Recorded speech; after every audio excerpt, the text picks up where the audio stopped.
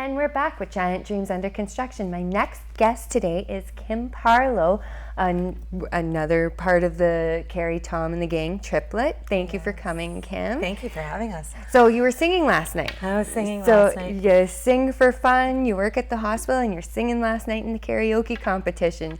Yes. So how did that go? It was an interesting night. It was the contest itself is a lot of fun. There's a lot of very talented people in Thunder Bay. They sing really well. They participate really well. Everything is themed, so everybody dresses up, and it's really, really cool and really fun to see. It's like going to a dinner theater every Tuesday night. That sounds like a lot of fun. Big musical. It's great. Well, and you ladies dress up for your act too, we so sure do. That's got to be a lot of fun. Yeah. Okay, so now, when did you start singing? I started singing after my daughter was born, so probably about 2000. I think I've sang ever since I was a child. I remember late nights in my bed singing Leo Sayer. I remember going to grade school and having the kids pay me 50 cents to sing Leo Sayer, "You've Got a Cute Way of Talking," over and over and over again.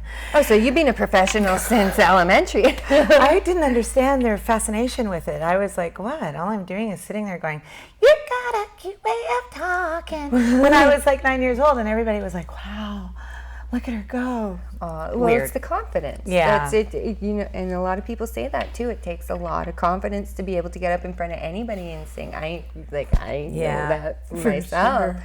So now, you and Kerry and Melissa, you formed the group, and you're the rocker girl. You're the rock and roll girl. Yes, we've got the poodle dress girl, and we've got the pin skirt girl, and then there's me, who wears the capris and sings all the hard stuff from back in the day.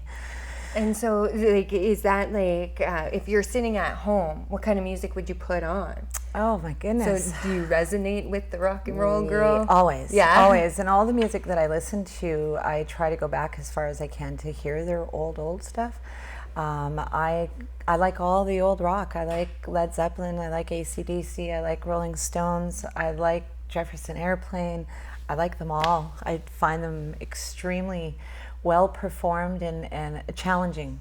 Very important to be challenged. Well, Led Zeppelin, that's a hard one to sing. Yeah, I didn't start singing those songs until I was in a band a few years ago, and then it just came. The more you do it, and the more you like it, and the more you listen to it, and then it just becomes like a second nature, kind of, I guess. So you said you have a daughter. Do you have one, or do you have more kids? I have 2 daughters and 2 grandchildren as well, like Kerry. And you work full-time at the hospital, the Thunder Bay Regional Health Sciences. Yes. And so Kerry was saying that you guys don't really, like, you guys kind of have to work together to schedule your practicing, but how, like, I'm assuming that you still rehearse on your own at home too, right? Like, yes. Do you sing in the shower? Do you sing in your bedroom? Where do you do this? I sing in the kitchen on the hottest days and close all the windows. Oh. And then my daughter will come in and say, "Mom, why are all the windows closed in the house?" And I say, "Because I don't want to disturb the neighbors." But the neighbors might like it. They haven't banged on the floor yet, so we're doing okay. Okay, then, so what's your dream for this? Like, you guys are just starting, you're gonna be producing a CD. Obviously you hope that the CD does well, but what do you want to see, like a kind of like a resurgence of this type of music, or is it just because you know that there's a big following, and it's just something you love? Like, what is the goal with this? I like the 50s, 60s music. There was so much. There were so many different artists and so many different... Soda pop shop music. Oh my goodness gracious.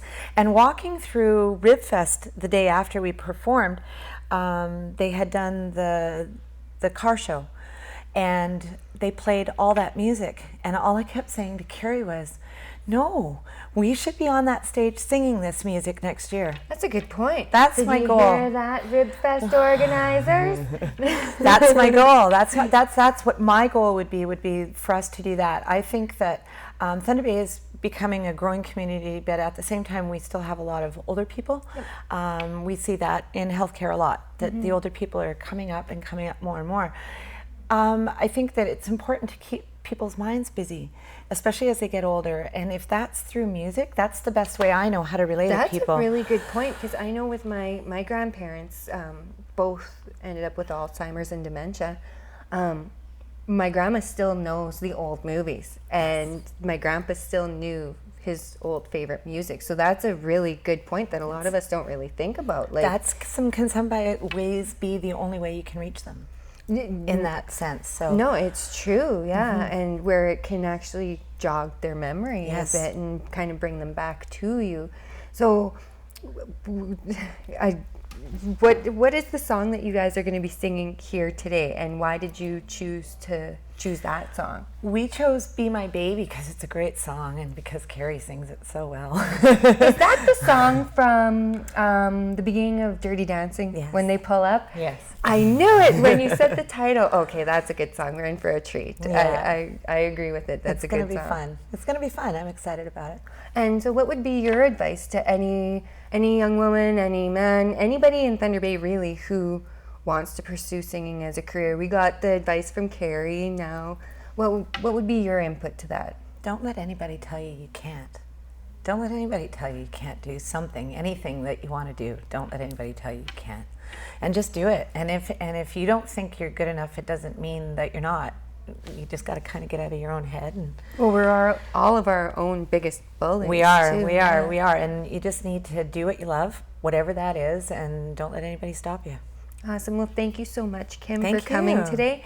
And we will be back in just a few seconds with the last but not least member of the triplet, Melissa.